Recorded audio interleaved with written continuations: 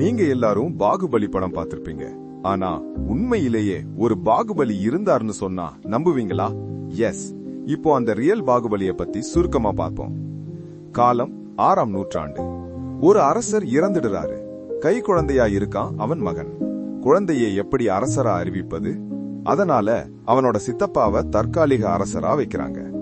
காலம் ஓடுது. அந்த பையன் வாலிபன் ஆகிறான்.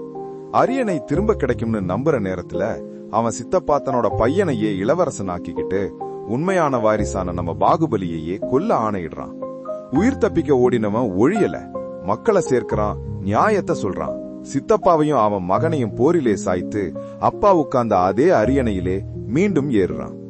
அட, இதுதான் ரியல் ரிவெஞ்ச். அந்த ரியல் பாகுபலி யாருன்னு தெரியுமா? அவன்தான் சாளுக்கிய பேரரசன் 2ஆம் புலிகேசி. இவர் காமெடி புலிகேசி இல்ல.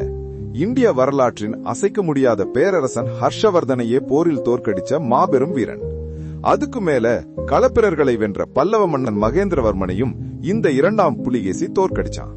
ஆனா அவரையும் ஒரு தமிழ்நாட்டு மாவீரன் போரிலே வென்றிருக்கார்.